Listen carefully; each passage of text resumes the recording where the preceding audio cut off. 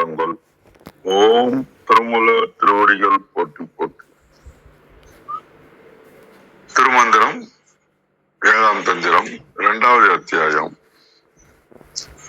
அண்டலிங்கத்தில் இன்று நாம் 1721வது மந்திரம் சிந்திக்கின்றோம். மறையவர் அர்ச்சனை வன்படிகம்தான், இறையவர் அர்ச்சனை ஏய பொன்னாகும், குறையில் வசீகரம் கோமலமாகும், துறைவுடை சூத்திரர் தொல்வாள் லிங்கமே.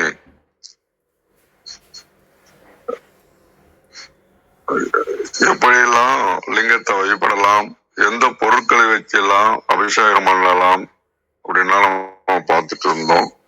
இன்னைக்கு யாராருக்கு என்ன மாதிரி லிங்கம் சூட் ஆகும் அப்படின்ற மாதிரி சொல்லதான் வர்றேன் நான். இறைவனை வழிபடும் சாதாரண பக்குவத்துக்கும் அவர்கள் பயன்படுத்தும் வழிபாட்டு முறைகளுக்கும் இறுதியில் அடையும் ஒளிரும் நாணநிலையை பற்றியும் அந்த பாடல் நமக்கு குறிப்பிடுகின்றார்கள். முதல் வரி பாத்தீங்கன்னா, வேதநெறி நின்று மந்திரங்களை உச்சரிக்கிறவங்களுக்கு படிகலிங்கம் பெஸ்ட் அப்படின்றாரு. மந்திர அதிர்வுகளை பிரதிபலித்து நன்மைகளை தரும். அதே இறைவன்பால் பக்தி போன்று மன ஒருமைப்பாட்டுடன் பூஜை செய்கின்றவர்களுக்கு பொன்னாலான ஒளிரும் தன்மை கொண்ட லிங்கங்கள் அமைதியை தரும் அப்படின்றாரு.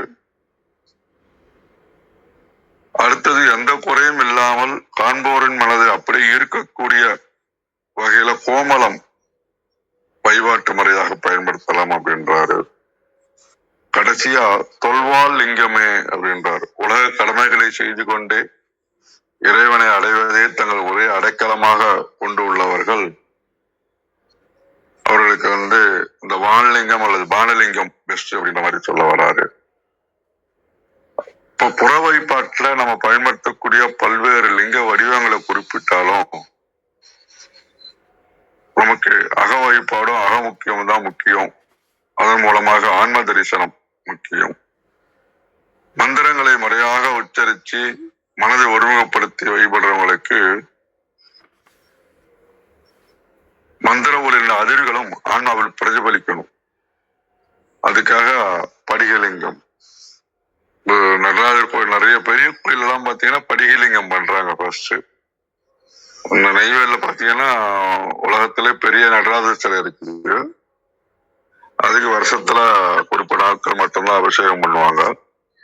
ஆனா டெய்லி காலையில ஒரு 8 மணி போல ஒரு படிகலிங்கம் எடுத்து அது எல்லா அபிஷேகமும் பண்ணி அதை வச்சு நைவேத்தியம் பண்ணி பண்றாங்க. அப்ப அந்த பெருசு சிறிதாக சிறிது பெருசாக அப்படின்ற மாதிரி கூட அது இருக்கலாம். இப்படியாக இறைவனை நாம் எந்த நிலையில் இருந்து வழிபட்டாலும் அணுகினாலும் இறுதியில் நம்ம ஆன்மா தூய்மைப்படுத்தி பேரழகு பேரொளியுடன் சிவத்தோடு ஐக்கியமாவதுதான் அவர் நமக்கு வழிகாட்ட விரும்புகின்றார்.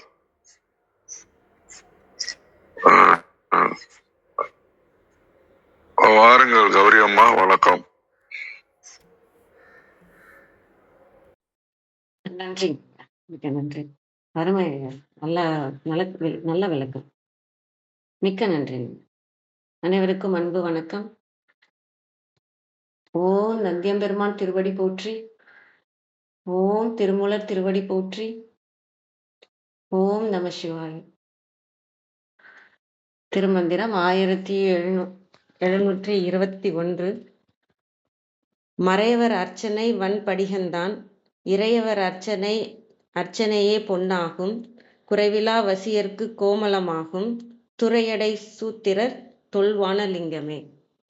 Translation: Vedic folks worship generous crystal, rulers worship that made of gold, for never lacking traders the emerald, for casts of many walks the ancient stone lingam அப்படின்னு கொடுத்துருக்காங்க.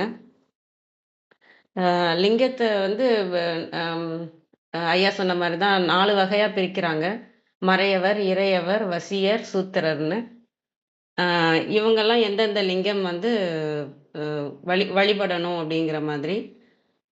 அதை ஏன் இப்படி பிரிச்சு பார்க்குறாங்க? எல்லாரும் ஒன்று தானே அப்படிங்கிற மாதிரி நம்ம யோசிப்போம் இல்லையா? எல்லாருக்குமானது தான் இறைவன். நாம் ஏன் இப்படி பிரித்து பார்க்கணும் அப்படின்னு நானும் தான் யோசித்தேன். எதுக்கு இந்த வேறுபாடு அப்படின்னு யோசிச்சா, அவங்களோட அவங்க எந்த நிலையில இருக்கிறாங்கன்றதுக்கான அவங்க எந்த ஆசையில எந்த அது வாசனைன்னு சொல்லுவாங்க இல்லையா? நமக்குள்ள எந்த வாசனை இருக்கு? எந்த வாசனைனா, அ இப்ப பணத்துக்கான ஏக்கம் எனக்கு இருக்கா? அ பற்றுக்கான ஒரு ஏக்கம் இருக்கா? அன்புக்கான ஏக்கம் இருக்கா? நான் அதோட தான் இறைவன வழிபடுறேனா? அப்படின்றது இருக்கு இல்லையா? அதுதானே மாறுபடும் எல்லாருக்குமே. அம் இங்க கீழ் ஜாதி, மேல் ஜாதி இந்த ஜாதியும் கிடையாது, எதுவும் கிடையாது. எங்க எல்லாரும் ஒண்ணுதான். எல்லாருக்குள்ளயும் எல்லாருமே தேடுறதும் இறைவன தான். எல்லாருக்குள்ள இருக்கிறதும் இறைவன் தான். அப்ப ஏன் இந்த வேறுபாடுன்னா, அவங்கவங்களுக்கான வாசனைகள பொறுத்து, அவங்க எந்த ஆசைகளை கொண்டு இறைவனை வேண்டுறாங்க, எந்த கர்மா இன்னும் அவங்களுக்கு பெண்டிங்ல இருக்கு. இத பொறுத்து பிரிச்சதா பார்க்குறேன். அதே சமயம் அ இதுபடியும் பார்க்கலாம். நம்மளோட சக்கரங்கள் படியும் பார்க்கலாம். அ அந்தந்த சக்கரத்த நம்ம கடந்தவங்களுக்கு எந்தெந்த லிங்கம் வந்து கரெக்ட்டா இருக்கும் அப்படின்னு சொல்றதாவும் இத புரிஞ்சுக்கிற மாரி இருக்கு. மறையவர் அர்ச்சனை வன் ஸ்படிகம் தான். மறையவர் அப்படின்னா வேதங்களை ஓதுபவங்க. இதுதான் வந்து பிராமணர் அப்படின்றாங்க. பிராமணர்ன்றதுக்கு நெறைய விளக்கம் திருமந்திரத்துல இருக்கு. அதாவது இறைவனடியிலே இருக்கிறவங்க, அந்த இறைக்காகவே தொண்டு செய்றவங்க, அந்த மாதிரி நெறைய பொருள் குடுத்துருக்குறாங்க. அது வேதங்களை ஓதி வேத ஆகம முறைப்படி இறைவனோட நினைப்பிலே இருக்கிறவங்க. அவங்களோட ஆசை என்ன இருக்குன்னா, அந்த இறைவன பத்தின ஆசை உள்ள இருந்துகிட்டே இருக்கும். அவங்களுக்கு மனம் எதுல இருக்கும், மனம் முழுமையா அடங்கியிருக்காது. மனம் எதுல இருக்குன்னா, இறைவன பத்தின சிந்தனைகள்ல மனம் இருக்கிறது. அப்படி இருக்கிறவங்க வந்து அ வன்படிகன் தான். ஒரு நல்ல வந்து ஸ்படிகலிங்கம். ஸ்படிகலிங்கம் எப்படி இருக்கும்னா, நல்லா அ கிளியரா இருக்கும் இல்லையா? நல்லா ம இது பளிங்கு கல் மாரி இருக்கும். கிறிஸ்டல் அது. அது அந்த இதிலயே நம்ம தெரிஞ்சுக்கலாம். அதுல வந்து கிளாரிட்டியும் இருக்கு. கிறிஸ்டலும் இருக்கு. கிறிஸ்டல் கிளாரிட்டி இருக்கு. அப்படின்னா, அவங்களுக்கு வந்து அந்த தெளிவு இருக்கு. அந்த இடத்துல இருக்கிறவங்க, அந்த தெளிவு நம்ம இறைவன தான் சேரணுன்ற தெளிவு வந்தாலே போதும். அந்த தெளிவு இருக்கிறவங்க, அந்த தெளிவான ஸ்படிகலிங்கத்த நம்ம பூஜிக்கலாம். ஐயா சொன்ன மாரி அந்த லிங்கத்துக்கான தன்மை, அந்த லிங்கம் என்ன நமக்கு கொண்டு வருதுன்றதெல்லாம் அந்த லிங்கத்தோட தன்மைக்கும் அ அத சூஸ் பண்ணியிருக்கிறதா நான் நெனைக்கிறேன். இறையவர் அர்ச்சனை இறைவன் அர்ச்சனையே பொன்னாகும். இறையவர் அப்படின்னா, ம் தலை தலைவன், மன்னனாக இருக்கிறவங்க, அம் அ ஆட்சி நடத்துறவங்க அந்த மாதிரி. அவங்க தான் சத்திரியர். இத வந்து 4ஆ எப்படி சொல்றாங்கன்னா, பிராமணர், சத்திரியர், வைசியர், சூத்திரர். இப்ப வந்து சத்திரியர் அப்படின்னா, அவங்க வந்து அம் இப்ப எப்படி பிராமணர் வந்து அந்த கிளாரிட்டி கிடைச்சிருச்சு. அவங்க வந்து அந்த இடத்துல இருக்கிறாங்க இல்லையா? இறைவன் தான் அப்படின்ற ஆசை மட்டும் தான் இருக்கு அப்படிங்கிற மாரி. இவங்க வந்து அநாகத சக்கரமா பார்க்கிறேன். இவங்க வந்து இந்த ஆகாயத்துக்கு பிராமணர் வந்து ஆகாயத்துக்கு வந்துட்டாங்க. விசுத்திக்கு வந்துட்டாங்க. அது உண்மை என்ன, கிளாரிட்டி என்ன அப்படிங்கிற நிலையில இருக்கிற அந்த லிங்கத்த எடுத்திருக்கிறாங்க. இங்க இந்த மக்களுக்காக நன்மை செய்யணும்னு இறங்குறாங்க இல்லையா? தலைவனாக இருந்து நான் அனைவருக்கும் நன்மை புரியணும் அப்படின்றது வந்து அநாகத சக்கரம். அந்த இடத்துல இருந்து நீங்க இறைவன கும்பிடுறீங்க. அப்படின்னா, அதுக்கு தங்கத்தால லிங்கம்னு சொல்றாங்க. இதயம் போல தங்கமாக இதயமும் உங்களுக்கு தங்கமாக இருந்ததுன்னா, நீங்க வழிபடுற லிங்கமும் தங்கத்திலே இருக்கலாம் அப்படின்றது. குறைவிலா வசியருக்கு கோமளமாகும். வசியர் அப்படின்னா வைசியர். வைசியர்னா அந்த பொருள் மணிப்புரக சக்கரம். மணிப்புரக சக்கரம் தான் லக்ஷ்மி தேவியின் அருளுக்காக ஒரு ஏக்கத்துல இருக்கிறது. இன்னும் மன நிறைவு வரல. இன்னும் இன்னும் வேணும் வேணும்னு அது நிறைவு இல்லாம ஓடிக்கிட்டு இருக்கிறது. அந்த பொருளுக்காக ஓடிட்டு இருக்கிறவங்க வந்து வைசியர்கள். அவங்களுக்கு வந்து கோமளமாகும். கோமளம்னா அகராதியில வந்து மாணிக்க வகைன்னு போட்டிருக்கு. கோமேதகம், பவளம் இது மாரி அ அந்த மாதிரியான லிங்கங்கள். அப்படின்னு நான் நினைக்கிறேன். இன்னும் விளக்கம் கிடைக்கிறப்ப கேட்கலாம். நான் இதுல பார்த்த வரைக்கும், அகராதியில பார்த்த வரைக்கும் கோமளம்னா மாணிக்க வகைன்னு போட்டிருக்கு. கோமேதகம், பவளம் இந்த மாரியான விஷயங்களாவும் இருக்கலாம். இல்ல மத்தவங்களோட கருத்துப்படியும் நம்ம எடுத்துக்கலாம். அது போட்டிருக்கிறாங்க. அடுத்து வந்து துறையுடை சூத்திரர் தொல்வான லிங்கமே. சூத்திரர் அப்படின்னா, இத தாண்டி இதுக்கும் அடுத்த நிலையில இருக்கிறவங்க. இன்னும் மனதோட போராடிட்டு இருக்கவங்க, உணர்ச்சிகளோட போராடிட்டு இருக்கிறவங்க, பல ஆசைகள வச்சிருக்கிறவங்க. நிறைவே இல்லாத மன நிறைவு இன்னும் வரல, பற்று இன்னும் உடல, எந்த ஒரு இதுவும் புரியல, இன்னும் தெளிவு பிறக்கல அப்படிங்கிறப்ப எனக்கு சின்ன சின்ன விஷயங்களுக்கு எல்லாத்துக்கும் ஒரு துணை வேணும், ஒரு நம்பிக்கை வேணும், ஒரு தைரியம் வேணும், எல்லாமே வேணும் இல்லையா? அந்த மாதிரி இருக்கிறவங்களுக்கு தொல்வான லிங்கமே. அவங்களுக்கு இயற்கையா உருவான அந்த இது பானலிங்கம்னு பார்த்தோன்னா, அந்த நீரோட்டத்துல அது இயற்கையாகவே அந்த ஆற்றங்கரையில இருக்கிற அந்த லிங்கம் மாதிரி இருக்கிறதையும் எடுத்துக்கலாம். அது பழமையான ஒரு விஷயமா நம்ம கும்பிடுற அந்த கல்லால் ஆன லிங்கமாகவும் எடுத்துக்கலாம். அதே மாதிரி நீங்க சக்கரங்கள் படி பார்த்தாலும் அந்த நிலத்துக்கான இது வந்துரும். ஆம், நிலம்னா அந்த கல்லு, மண்ணு அதனால ஆன லிங்கங்களாகவும் இத எடுத்துக்கலாம். இதுல எந்த வாசனை நமக்குள்ள இருக்கோ, எந்த ஆசைகள், எந்த கர்மாக்களோட நம்ம வந்து இறைவன வழிபடுறோமோ, அதற்கு தகுந்த லிங்கங்கள் எடுத்துக்கிட்டா, அந்த லிங்கங்களோட அதிர்வும் இவங்களுக்கு தேவையான விஷயங்கள குடுக்கும். இவங்க எந்த விஷயத்த நோக்கி இறைவன வேண்டுறாங்களோ, அந்த விஷயத்துக்கான அ இப்ப சகல ஐஸ்வர்யங்களும் கிடைக்கிறதுக்கான பாசிட்டிவ் எனர்ஜிய குடுக்குற ஒரு லிங்கமாக இருக்கும். அம் நம்மள மேல் சக்கரத்துக்கு எடுத்துட்டு போகிற அந்த எனர்ஜிய குடுக்குற ஒரு விஷயமாக இருக்கும். இந்த மாதிரி நமக்கு நமக்கு எது தேவையானதுன்னு பார்த்து அந்த லிங்கத்த வந்து வழிபடும்போது, உணர்வும் அந்த நம்மளோட வைப்ரேஷனும் அந்த கல்லு குடுக்குற வைப்ரேஷன் வந்து நமக்கு தேவையான வைப்ரேஷனா இருக்கும்போது, நம்ம அடுத்தடுத்த நிலைக்கு போக முடியும். அத சொல்றதா தான் பார்க்குறேன். அதே சமயம் இதெல்லாம் தாண்டிட்டோம்னா, இந்த விசுதி சக்கரத்தையும் தாண்டி நமக்குள்ள அந்த லிங்கத்த உணர்ந்துட்டோம்னா, நமக்கு இது எதுவுமே தேவையில்ல. நம்ம இது வந்து அந்த விசுதி தர்க்கத்த தாண்டி நமக்குள்ள இருக்கிற இறைவன உணர்ற வரைக்கும் தான் இது எல்லாமே இந்த புற வழிபாடுங்கிறது ஒண்ணு தேவ. ஐ அதுவரைக்கும் நமக்கு அது நம்ம அந்த இடத்துக்கு போகிற வரைக்கும், இந்த வழிபாட்டு முறைகளை கைக்கொண்டு இறைவனோட சக்தியையும், நமக்குள்ள இருக்கிற சக்தியையும் உணர்ந்து நம்ம போகும்போது, நம்மளால இறைவனோட போக முடியும் அப்படின்னு சொல்றதா நான் புரிஞ்சுக்கிறேன். அனைவருக்கும் நன்றி. வாங்க தியாகராஜன் ஐயா, வணக்கம் ஐயா. மிக்க மகிழ்ச்சிமா, ரொம்ப அற்புதமான விளக்கம் கொடுத்தீங்க. ரொம்ப மகிழ்ச்சியா இருக்கு. ஏன்னா ஒவ்வொரு நாளுமே ஒரு உயர்நிலையை நோக்கி நாம் சென்று கொண்டே இருக்கிறோம். படிநிலைகள் தான் இறைவனை அறிவதற்கு ஒவ்வொருவரும் எந்தெந்த படிநிலைகள்ல இருக்கிறாங்க அப்படிங்கிறது தான் இங்கே ஒரு குறிப்பு. இதுல உயர்ந்தவர்கள் யார் என்று நம்ம சொல்ல முடியாது. உயர்ந்தவர் தாழ்ந்தவர் என்பது கிடையாது. எங்கே யாரு எப்படி இருப்பாங்கன்னே தெரியாது.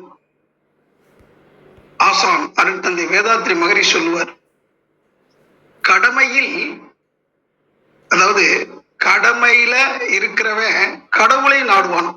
கடமையை செய்பவன், அதாவது அன்றாட கடமைகளை செய்பவன் கடவுளை நாடுவான். கடமையை செய்பவன் கடவுளை நாடுவான். சரி, நாடிட்டான், அது தெரிஞ்சுக்கிட்டான். அப்ப கடவுளை அறிந்தவன் என்ன பண்ணுவான்? கடவுளை அறிந்தவன் கடமையில் வாழுவான் அப்படின்னு சொல்றாரு. அதாவது கடமையை செய்யறதுக்கும் கடமையில் வாழ்வதற்கும் அர்த்தம் வித்தியாசம் இருக்கு. கடமையை செய்பவன், கடமையில் வாழ்பவன், செய்பவனுக்கும் வாழ்பவனுக்கும் வித்தியாசம் இருக்கு. அதான் கடமையை செய்பவன் கடவுளை நாடுவான், கடவுளை அறிந்தவன் கடவுளை, அதாவது கடமையில் வாழுவான் என்று குறிப்பிடுது. அப்ப அவரவருக்கு சில கடமைகள் இருக்கு. அந்த கடமைகளை சிறப்பாக செய்ய வேண்டும். எந்த நிலையில இருக்கிறோமோ அந்தந்த கடமையை நிறைவேற்றணும். இப்ப அர்ச்சனை என்பது வழிபாடுதான். இறைவனை எப்படி அணுகுறாங்க அப்படின்னு பார்த்தா ஒவ்வொருவரும் ஒவ்வொரு விதமாக அணுகுவாங்க. இப்ப அன்னை வடிவத்துல, தந்தை வடிவத்துல, இப்படி ஒவ்வொருத்தரும் தாயாக தந்தையாக இப்படி எல்லாம் நினைச்சு உருகி உருகி வழிபடுறவங்களும் இருக்காங்க. அதே நேரத்துல இறைவனை அரூபமாக நினைத்து தியானத்தின் மூலம் உணர்ந்து வழிபடுபவர்களும் இருக்கிறாங்க. புறத்தே கோயிலை கட்டி வழிபடுபவர்களும் இருக்கிறாங்க. அதே மாதிரி அகத்துல கோயிலை கட்டி இறைவனை குடி வச்சு வழிபடுறவங்களும் இருக்கிறாங்க. இப்படி எத்தனையோ விதமான வழிபாட்டு முறைகள் இருந்தாலும் இந்த 7ஆம் தந்திரத்துல அண்டலிங்க பகுதியில மகான் திருமூலர் குறிப்பிடுகின்ற இன்றைய மந்திரத்தை சிந்திப்போம். ஓம் திருமூலர் திருவடிகள் போற்றி, ஓம் திருமூலர் திருவடிகள் போற்றி, ஓம் திருமூலர் திருவடிகள் போற்றி. அவையோர் அனைவருக்கும் பணிவன்பான வணக்கங்கள், வாழ்த்துக்கள், நன்றி. மறையவர் அர்ச்சனை வன்படிகந்தான், மறையவர் அர்ச்சனை வன்படிகந்தான், இறையவர் அர்ச்சனை ஏய் பொன்னாகும், இறையவர் அர்ச்சனை ஏய் பொன்னாகும், இறையவர் அர்ச்சனை ஏய் பொன்னாகும், குறைவில் வசியர்க்கு கோமளமாகும், குறைவில் வசியர்க்கு கோமளமாகும், துறையுடை சூத்திரர் சொல்வானலிங்கமே, துறையுடை சூத்திரர் சொல்வானலிங்கமே, குறைவில் வசியர்க்கு கோமளமாகும், துறையுடை சூத்திரர் சொல்வானலிங்கமே.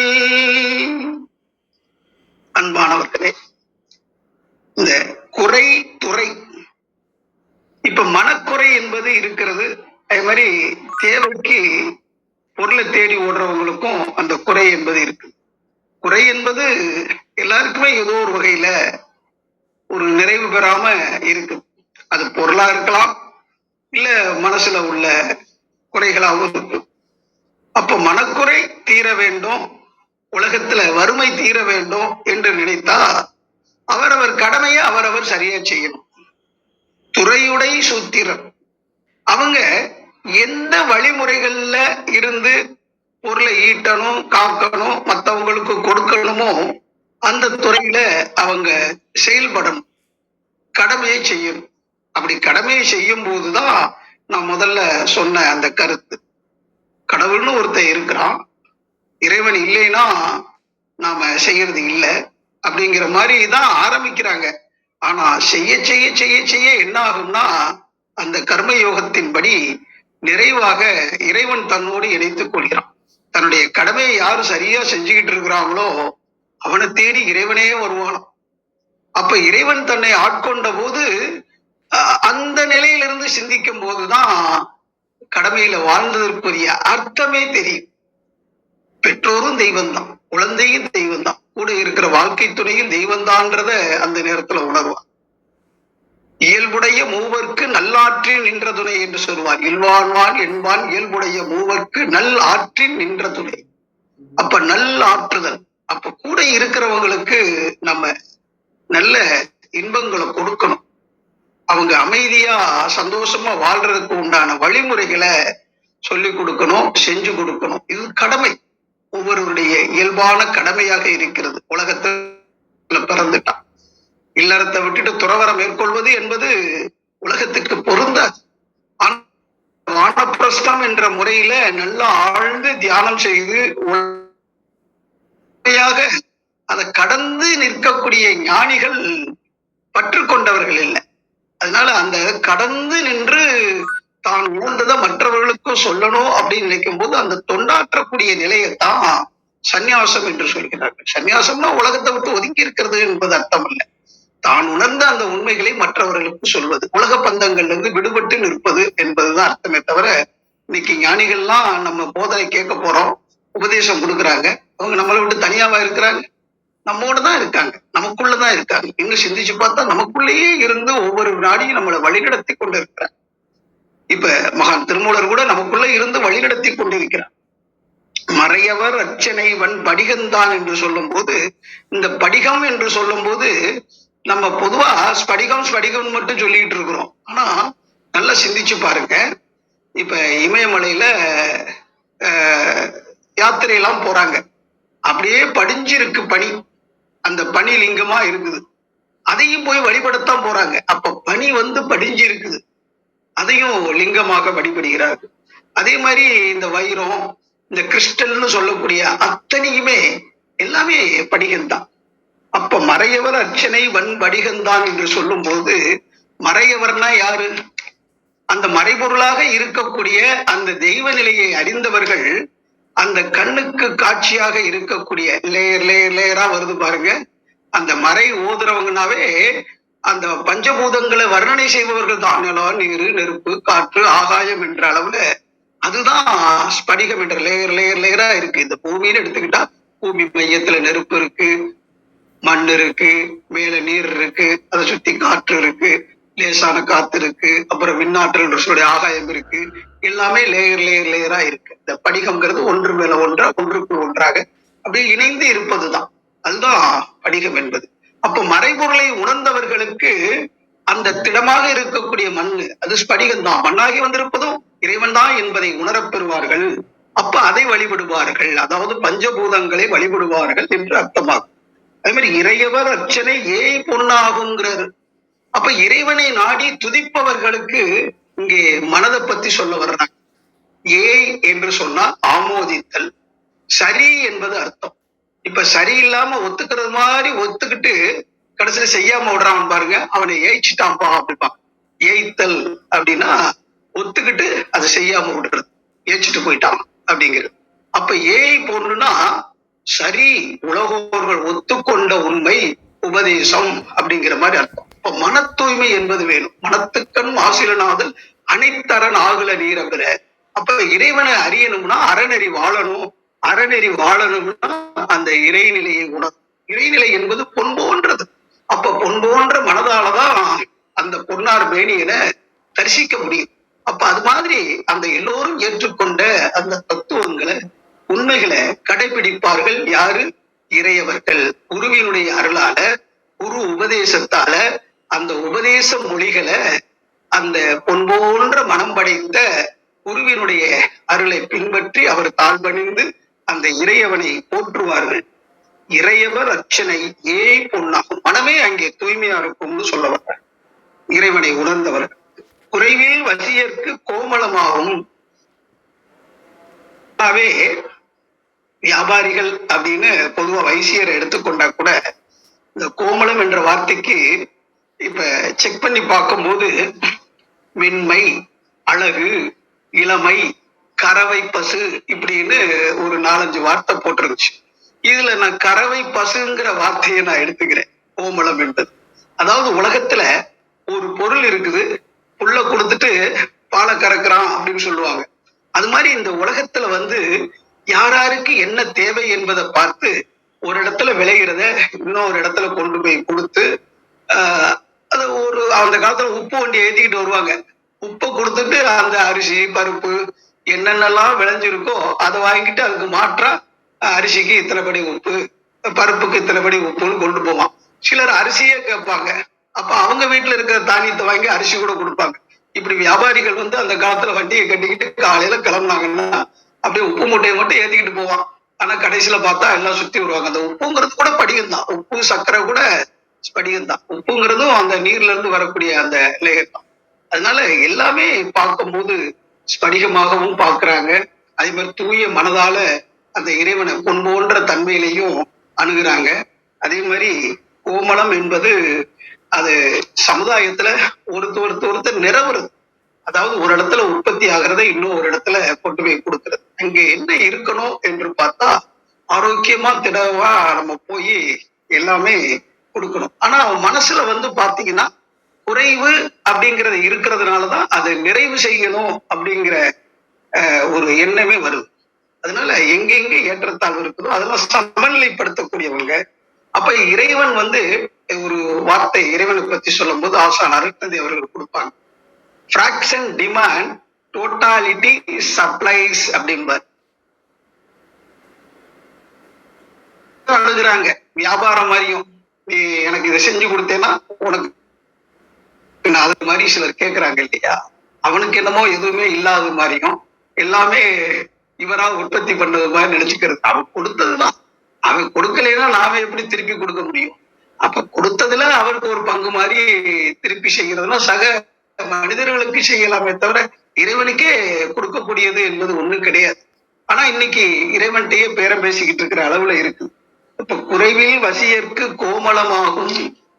அப்ப வைசியராக இருக்கிறவங்க மற்றபடி உலகத்தாருக்கு இந்த சமுதாயத்துல உற்பத்தி ஆகக்கூடிய பொருட்களை நிறைவு செய்யும் போது அவங்களுடைய மனதுல என்ன இருக்கக்கூடாது அப்படின்னா தாழ்வு என்பது அங்கே இருக்கக்கூடியது. யாராருக்கு என்ன தேவையோ கொடுக்கணும் அப்படிங்கிற எல்லாரோடையும் அவர் தாழ்ந்தவர் அப்படிலாம் இருக்காரு. எல்லாரோடையும் பழகுவாங்க. அதே மாதிரி தனக்கு என்ன தேவையோ அதை எடுத்துக்கொள்வாங்க.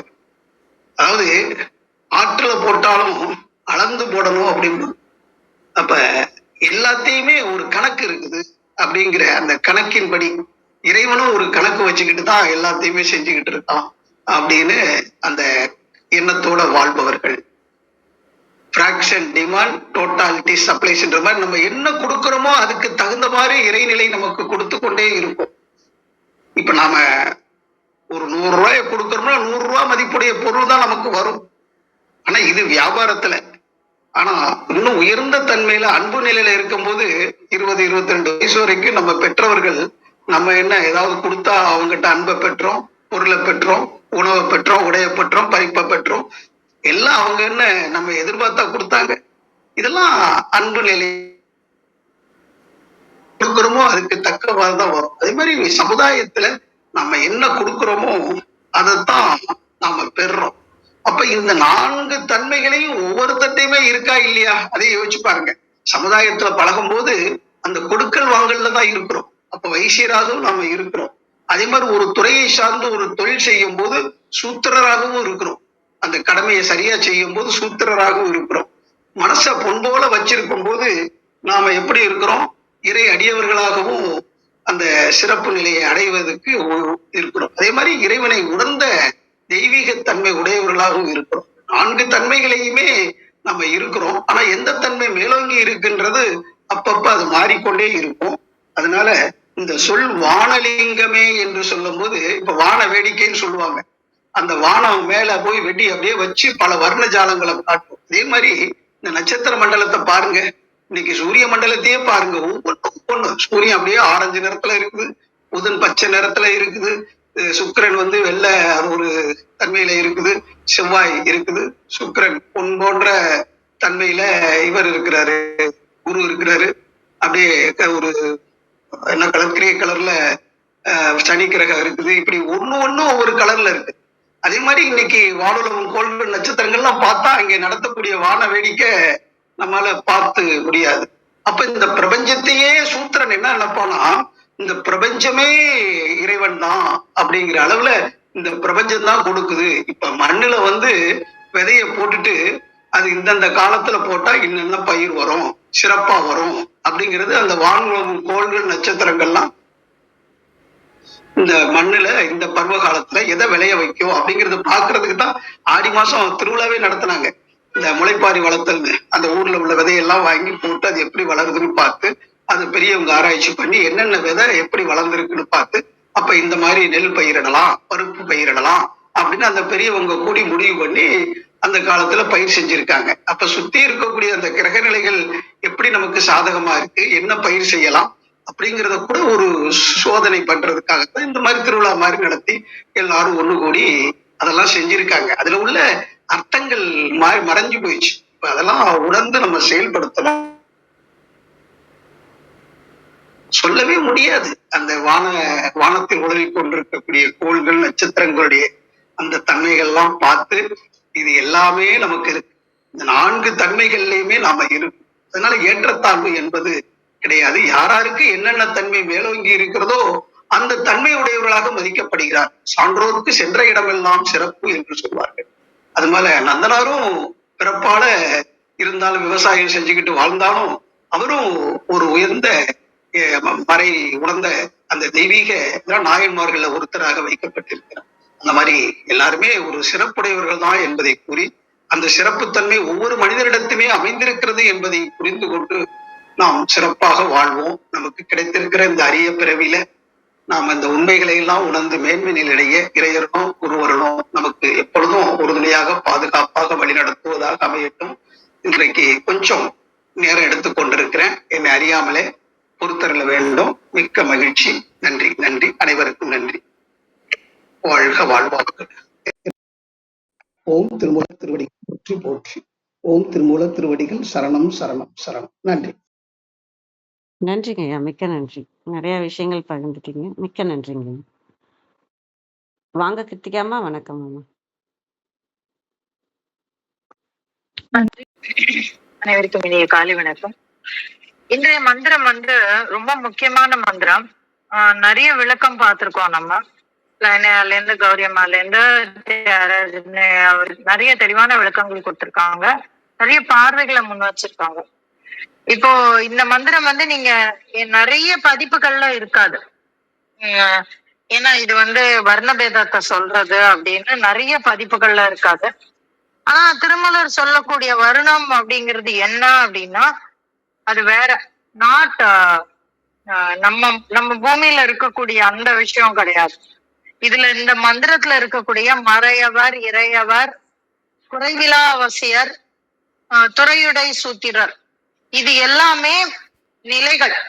அந்த நிலைகள்ல இந்த மந்திரத்தை வந்து நம்ம பார்ட்டா பிரிக்கணும். நான் இன்னைக்கு கொஞ்சம் டைம் எடுத்துக்கிற மாதிரி தான் இருக்கும். நான் கூடிய வரைக்கும் ஷார்ட் பண்ண ட்ரை பண்றேன். இந்த மந்திரத்தை வரைக்கும் நம்ம பார்ட்டா பிரிக்கணும். எப்படி அப்படின்னா முதல் பார்வை வந்து இது எல்லாமே நிறங்கள்னு ஒரு பார்வை வைக்க வேண்டியிருக்கும். ஏன்னா வானலிங்கம் அப்படிங்கிறது வந்து பானலிங்கம், அதுதான் வானலிங்கம்னு சொல்லுவோம் நம்ம.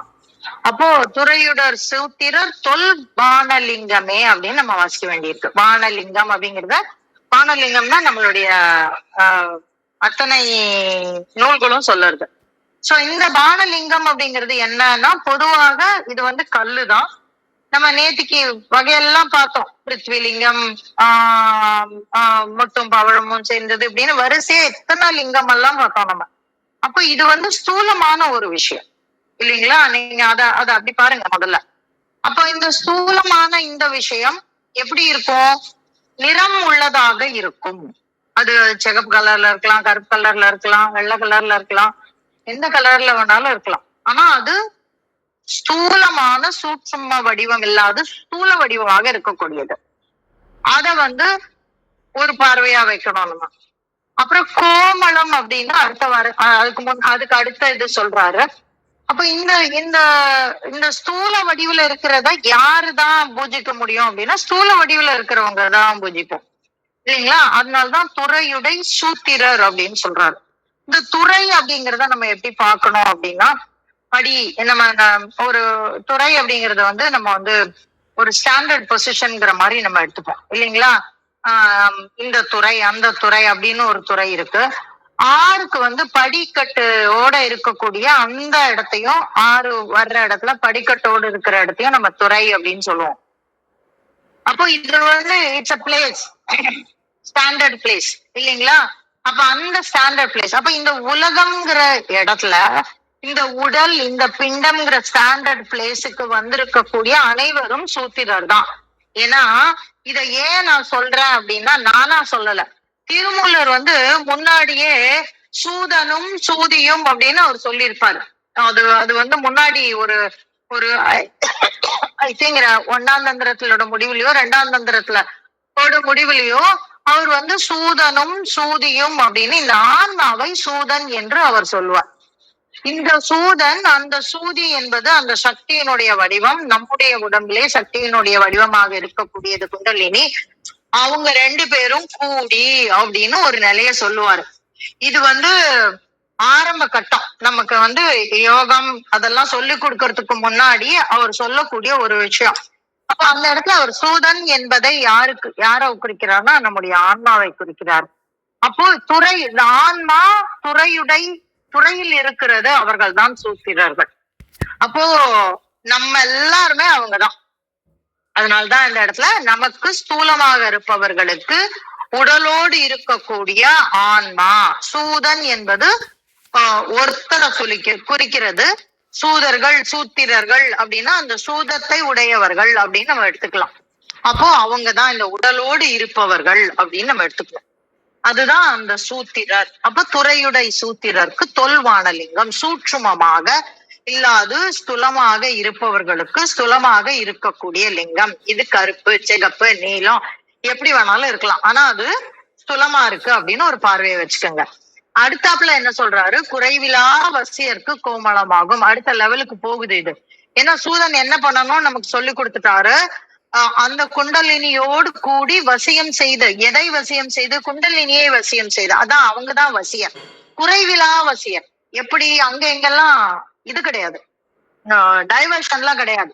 அவங்களுடைய ஒரே குறி என்ன அப்படின்னாக்கா இறைவனோடு இருக்கக்கூடியது. அதனால்தான் அவங்களுக்கு வேற எதுவுமே இல்லை, எந்த குறையும் இல்லை. எனக்கு காசு இல்ல, பணம் இல்ல, அதெல்லாம் ஒண்ணுமே இல்லை. அவங்களுக்கு என்ன இருக்கு அப்படின்னாக்கா இறைவனோடு சென்று சேர வேண்டும் என்ற ஒரே நோக்கம் இருக்கிறது. அதுதான் கோமளம். கோமளம்ங்கிறத பொதுவா வந்து சிவப்பு வர்ணத்தோடு குறியெடுப்பாங்க. அப்ப அந்த நிறத்தை சொல்லக்கூடிய ஒரு விஷயமா நீங்க எடுத்துக்கலாம். அப்ப அந்த நிறம் எப்ப வரும்? நம்ம தியானத்துல வந்து முதல்ல பால் கிடைக்கும். பால்ல இருந்து நம்ம வந்து இதுக்கு போவோம், சிவந்த வர்ணத்துக்கு போவோம். அந்த சிவந்த வர்ணத்துல இருந்து அடுத்த நிலைமைக்கு நம்மளை எடுத்துட்டு போறாரு. அப்ப இந்த குறைவிலா வசியர்னா யாரு வசியம்? எதை வசியம் செய்பவர்கள்? இந்த ஆன்மாவை இறைவனை நோக்கி திருப்புபவர்கள், இறைவனால் வசியம் செய்யப்படுபவர்கள், அவர்தான் வசியர்கள் அப்படின்னு நம்ம எடுத்துக்கலாம். இத வந்து வைசியர்கள்னு நம்ம ஒரு சில அநேக உரையாசிரியர்கள் இத வந்து வர்ணத்தோடு தான் சம்பந்தப்படுத்தி உரை சொல்லியிருக்காங்க. அது தவறுன்னு சொல்ல முடியாது, மேலோட்டமா பார்த்தா அப்படிதான் வரும் நமக்கு. ஆனா இந்த இடத்துல நம்ம வந்து வைசியர்னு சொல்லல, அவரு வசியர் அப்படின்னு சொல்றாரு. அப்போ வசியம்னாலே நமக்கு தெரியும் ஈர்க்கப்படுதல். அப்ப குறைவில்லாது ஈர்க்கப்படுபவர்களுக்கு எது கோமளம் அப்படின்னு சொல்றாரு. அப்ப அந்த கோமளம் என்பதை தேவியோடையும் நம்ம வந்து உருவகப்படுத்தி சொல்லுவோம். கோமளவல்லியை அப்படின்னு சொல்லி பற்ற சொல்றார், அபிராமி பற்ற சொல்றாரு. அப்ப இந்த கோமளவல்லி சக்தியோடு இணைந்து இருப்பவர்கள், அவர்களுக்கு சக்தியே சிவமாகும் அப்படின்னும் நம்ம எடுத்துக்கலாம். சோ இந்த இடத்துலயும் நம்ம வந்து நிறங்கிற பார்வையை வைக்கிறோம். சூட்சுமமாக சக்தியோடு எனர்ஜியாக இணைந்து இருக்கக்கூடியது அப்படிங்கிற இடத்தையும் நம்ம நிறமாகவும் பார்க்கலாம், சூட்சுமமான சக்தியாகவும் நம்ம வந்து இந்த இடத்துல பார்க்கலாம். அதுக்கு முன்னாடி வரைக்கும் போலாம். இறையவர் அர்ச்சனை ஏய பொன்னாகும். பொண்ணு இல்ல, அது ஏய பொன்னாகும் அப்படின்னு சொல்றாரு. ஏய பொன் அப்படிங்கிறதுக்கு என்ன பொருள் அப்படின்னாக்கா, இது வந்து தள்ளத்தக்கதை எல்லாம், அதாவது தங்கத்தை புடம் போடுறதுன்னு சொல்லுவோம். அதுல இருக்கக்கூடிய மாசு மருவெல்லாம் எடுத்துட்டு பியூர் தங்கமா இருக்கக்கூடிய அந்த இருக்கு பாத்தீங்களா, அந்த தள்ளத்தக்கதை எல்லாம் தள்ளக்கூடிய பொன், தள்ளிய பொன் அப்படின்னு நம்ம எடுத்துக்கலாம் இந்த இடத்துல. அப்போ இது ஏய பொன் அப்படின்னா என்ன? சுத்தமான பொன், சுத்த அப்படின்னு நம்ம எடுத்துக்கணும் அந்த இடத்துல. அப்போ இந்த ஏய பொண்ணு எப்ப யாருக்கு கிடைக்கும்? இறையவர் அர்ச்சனை. அப்ப இறையவர்களுக்கு உண்டான அர்ச்சனை. யாரு இறையவர்கள் அப்படின்னா, இந்த உடலை கடந்து, அதையும் திருமூலர் தான் நமக்கு சொல்லி தராரு. இறையவர்னா யாரு அப்படின்னு அவர் சொல்றாரு. எப்ப சொல்லுவாரு? இந்த இறைநிலையில் நின்று இறைவனுக்காக தொழில் செய்யக்கூடியவர்கள். அவங்க இந்த உடல்லயும் இருக்கலாம், இல்ல நம்ம இமையவர்கள் அப்படின்னு சொல்லி நம்ம வந்து தேவர்களாகவும், அதாவது சிவா விஷ்ணு பிரம்மன் அப்படின்லாம் நம்ம சொல்றோம் இல்லையா, அவர்களையும் நம்ம வந்து இறையவர்கள் அப்படின்னு தான் நம்ம சொல்லுவோம். சோ இந்த இறையவர்கள் யாரு அப்படின்னா, இந்த உடல் கடந்து இறைவனுடைய தொழிலை செய்பவர்கள். இப்ப நம்ம கர்மவினை தாண்டி யாரெல்லாம் இறைவனுடைய தொழிலை செய்கிறோமோ அவர்கள் எல்லோருமே இறையவர்கள். அதனாலதான் அவர்களுக்கு ஏய பொன்னாகும். அப்ப அவங்களுடைய நிலை எப்படி இருக்கும்? சுத்தமான அந்த ஒரு பொன்னொழியை தரிசிப்பவர்களாக அவர்கள் இருக்கிறார்கள். அப்போ எங்கெல்லாம் பொண்ணை பாக்குறோமோ அங்கெல்லாம் இறைவன் ஞாபகம் வரும். இத வந்து ஒரு புறக்கண்கள்ல வச்சுக்கலாம். அகக்கண்கள்ல என்ன பண்ணலாம்னா, நம்ம தியானத்தினுடைய படிநிலையில நீங்க அடுத்து செல்லக்கூடியது. இது வந்து தியானத்தினுடைய நிலையை சொல்லக்கூடியது. அடுத்த இடத்துல எங்க போவோம் நம்ம? இந்த சிவந்த வர்ணம் தாண்டி பொன்னொழி. இத வந்து நிறைய இடங்கள்ல நமக்கு யோகத்துல அவர் காமிச்சு கொடுத்திருக்கிறாரு. பொன்னொழி வந்து இறைவனுடைய பொற்கிரணங்கள், அவருடைய சடை வந்து பொன்னார் மேனியனேன்னு சொல்லுவாங்க இல்லையா, அந்த சடை வந்து எப்படி இருக்கு அப்படின்னா ஒளி பொற்கிரணங்களால் ஆன ஒளியாக இருக்கிறது அப்படின்னு எக்கச்சக்க இடத்துல முன்னாடி நமக்கு ரெஃபரன்ஸ் கொடுத்தாரு. அதனால இந்த பொன் அப்படிங்கும் போதே அந்த பொன்னார் மேனியனை நாம் தரிசிக்கக்கூடிய அந்த பொன்னிற வர்ணத்துல நம்ம வந்து இறைவனை தரிசிக்கிறோம் அப்படின்னு.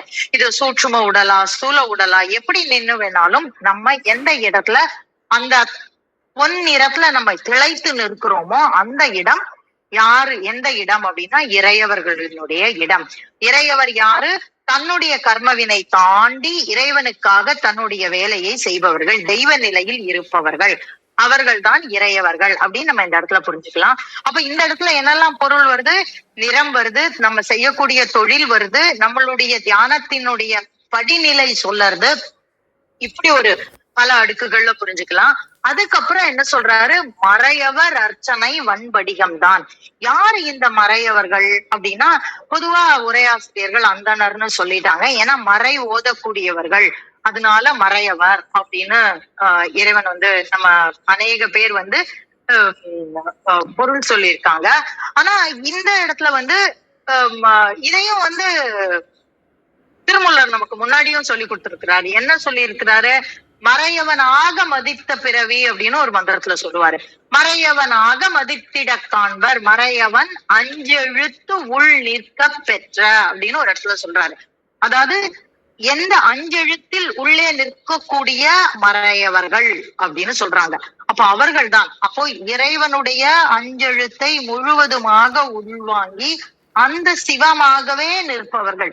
நம்ம சொல்லியிருக்கோம், ஆணவ மல வாசனை இருக்கிற வரைக்கும் நம்ம எப்படிதான் இருப்போம் அப்படின்னாக்க அந்த அந்த பரசிவத்தோடு ஒன்றாது சிவமாக நிற்பவர்கள். அப்ப சிவம் வேற, பரசிவம் வேற. அப்ப அந்த சிவ நிலையில் இருக்கக்கூடிய அந்த இடம் நம்ம சதாசிவம் அப்படின்னு சொல்றோம் இல்லையா? இந்த அடுக்கடுக்கா அவர் இறங்கி வர்றாரு நமக்காக. சைவ சித்தாந்தம் நமக்கு சொல்லி கொடுக்கறது அதுதான். முதல்ல அந்த பரசிவமாக இருப்பது, தென் பரசக்தியாக மாறுகிறது, அப்புறம் சதாசிவமாக மாறுகிறது, அதுக்கப்புறம் ருத்ரராக மாறுகிறது. இந்த மாதிரி நிறைய விஷயம் நமக்கு புரியுதலுக்காக இறங்கி இறங்கி வர்றாரு அவரு. அதுல அந்த சிவநிலையில் நிற்கக்கூடியவர்களுக்கு ஸ்படிகம். ஏன்னா அவர் நிறமிலி. ஆக்சுவலா அதுக்கு அடுத்த லெவல் பரசிவம் தான். அப்ப அந்த நிறமிலி, ஸ்படிகம்ங்கிறது நிறத்தை குறிக்கக்கூடியது, உறுதியான தன்மையை குறிக்கக்கூடியது. இந்த மாதிரி ஸ்படிகத்துக்கு வந்து நிறைய பொருள் இருக்கு. அப்ப இந்த இடத்துல நம்ம எப்படி புரிஞ்சுக்கலாம் அப்படின்னா, அந்த நிறமிலியை சென்று சேர்ந்தவர்கள், அந்த நிறமிலியை சென்று அடைந்தவர்கள். இதுக்கு மேல நமக்கு அங்க பிறவி கிடையாது, அங்க போயிடுவோம். இது மீண்டும் சாலோகம், சாமீபம், சாரூபம், சாயுஜ்யம் இந்த மாதிரியும் நம்ம எடுத்துக்க முடியும். இதெல்லாம் என்ன அப்படின்னா, distance between me and Parasivam, distance between me and his state, இந்த மாதிரி நம்ம எடுத்துக்க முடியும். சோ இத தியான நிலையில நம்ம ஸ்தலத்துல இருக்கக்கூடிய தியான நிலையில நாம் காணக்கூடிய விஷன்ஸ், நம்ம காணக்கூடிய நிலைகள், முதல்ல அந்த பாழு, அந்த நீளம், அந்த பல வர்ணங்கள், அந்த சக்கரங்கள் எல்லாம் தாண்டும் போது அந்தந்த சக்கரங்களினுடைய நிறங்கள் வந்து நம்மளை ஆட்கொள்ளும்.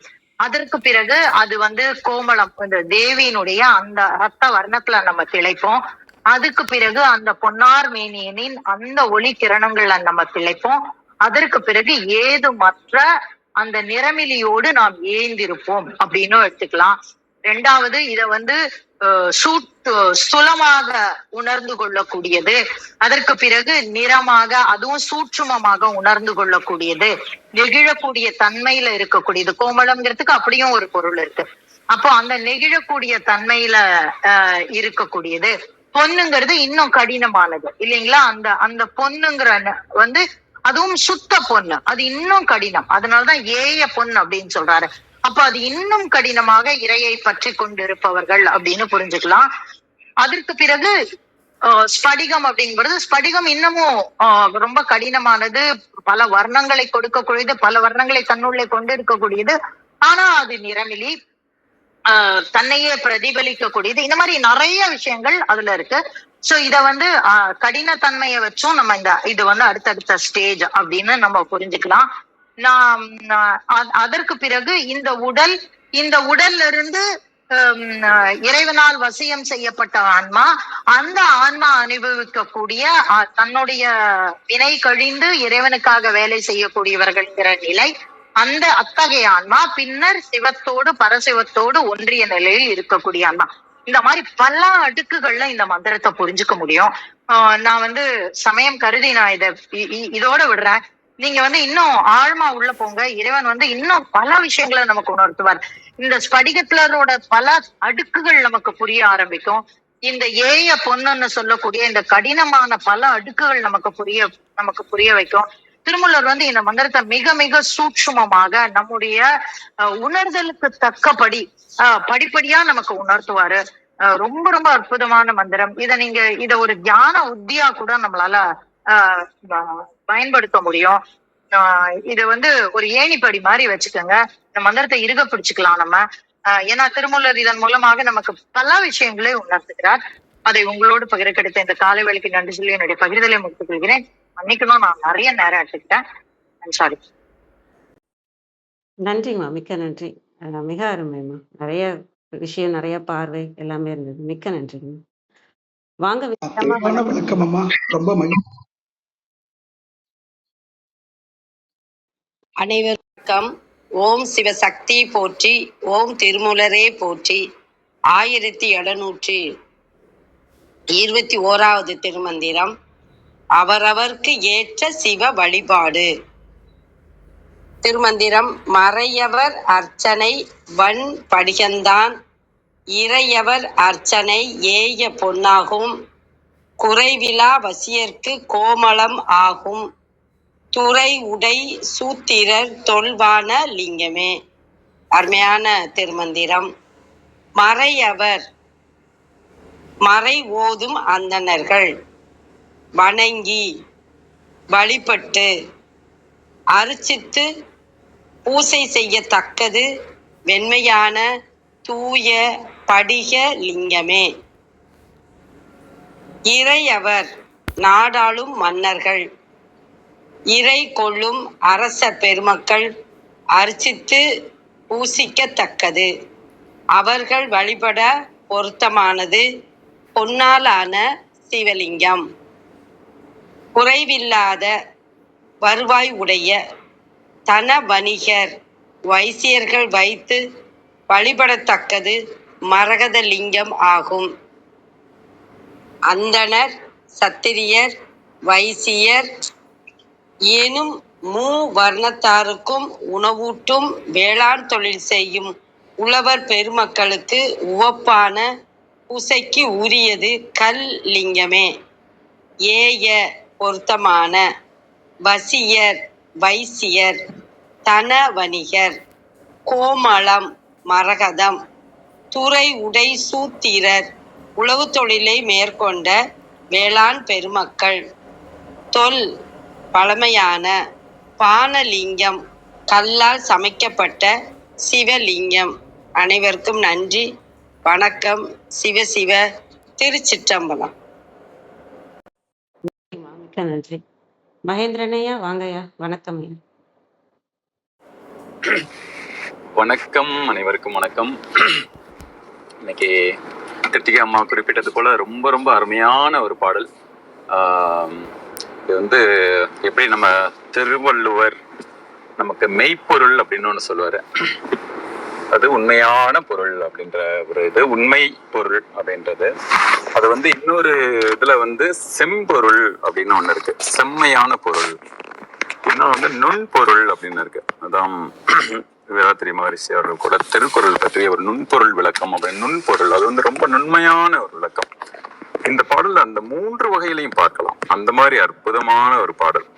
ஏன்னா இது நம்மளுடைய பார்வையின் படி அந்த இறை பல்வேறு வகைகளில், ஏன்னா அந்த பரம்பொருள் யாருன்னா எல்லோருக்குமானவன்ல. அதாவது ஒரு சின்ன ஒரு புல்லாக இருக்கலாம், அல்லது ஒரு மரத்தில் பல 100 உயிர்கள் வாழ்கின்ற ஒரு மரமாக இருக்கும். அந்த மரம் அவரவர் பார்வைக்கு அது தந்த மாதிரி அதை எடுத்துக்கலான்ற மாதிரி, அல்லது அதை பயன்படுத்திக்கலான்ற மாதிரி. அப்படி இப்ப இறையை எப்படி பார்க்கலாம்? எப்படி வேண்டுமானாலும் பார்க்கலாம். எப்புறம் பார்த்தாலும் அது பேரதிசயம்தான். இதை சொல்லும் பொழுது இந்த பாடல்ல வந்து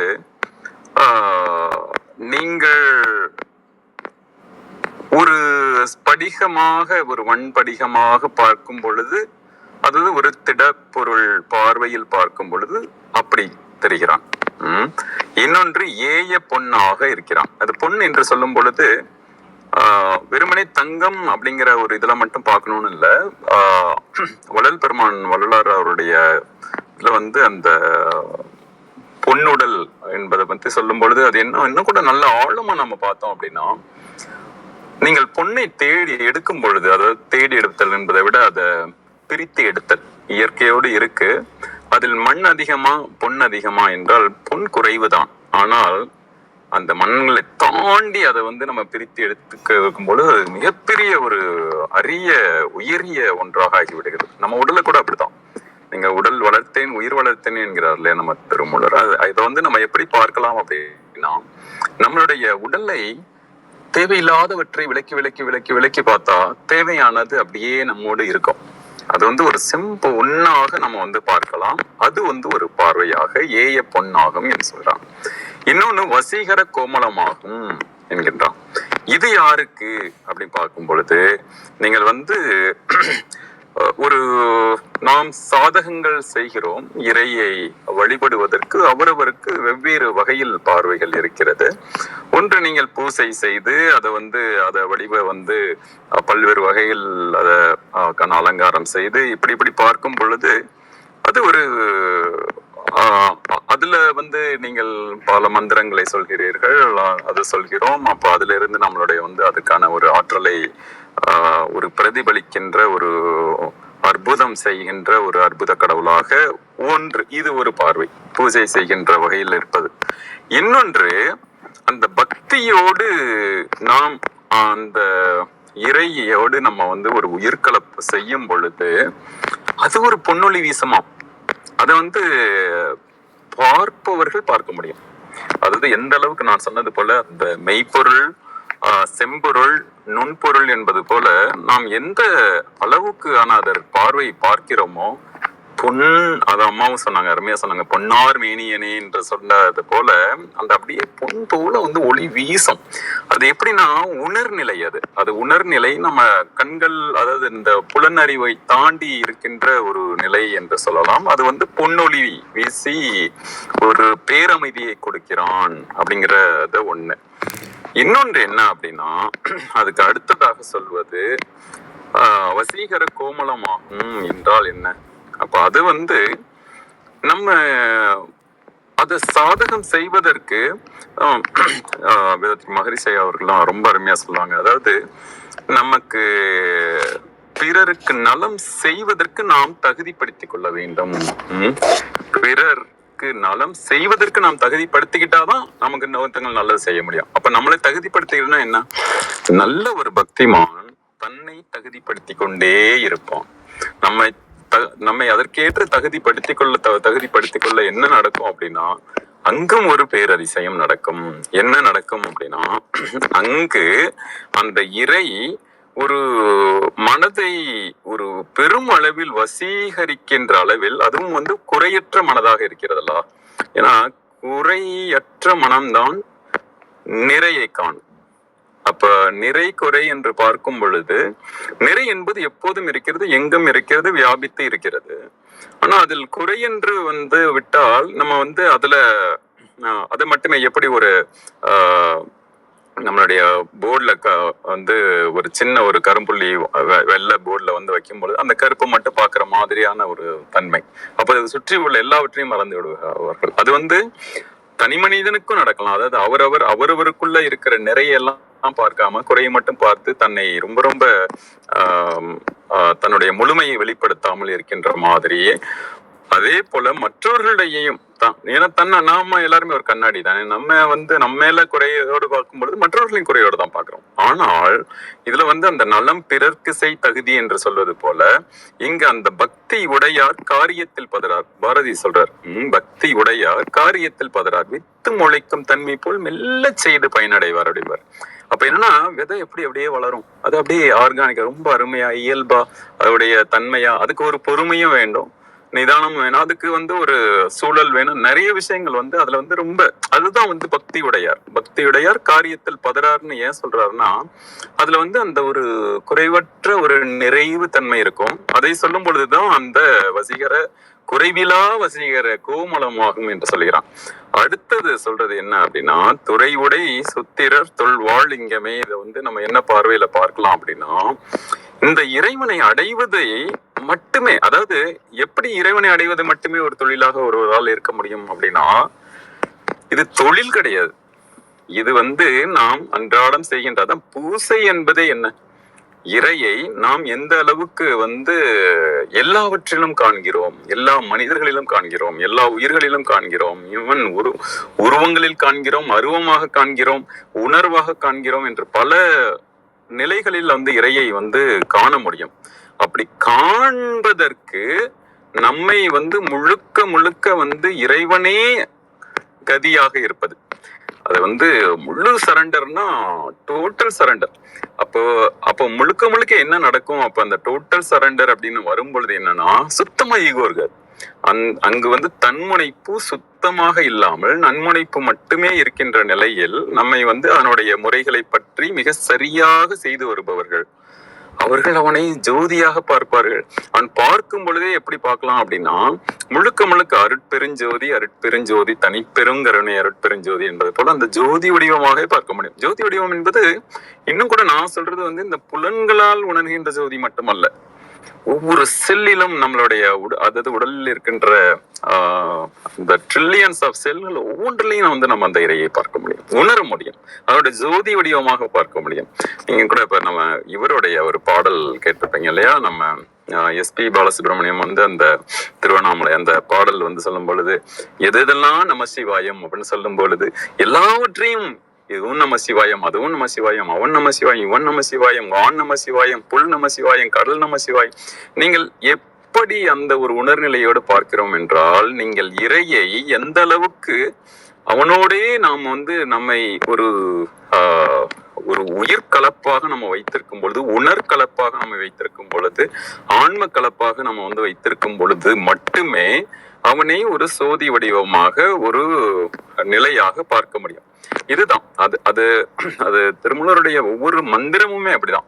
நீங்க மேலோட்டமா பாத்தீங்கன்னா அது ஒரு பொருள் இருக்கிற மாதிரி இருக்கும், இன்னும் கொஞ்சம் ஆழமா போனோம்னா அதுக்கு பொருள் இருக்க மாதிரி இருக்கும். எப்படி நம்ம இறையை கும்பிடும் போது அப்படித்தானே, நீங்க ஒரு உருவ வழிபாடாக பார்க்கும் பொழுது, நம்ம சின்ன குழந்தையா இருக்கும் பொழுது எல்லாம் உருவ வழிபாடாக நம்ம பார்த்திருப்போம்.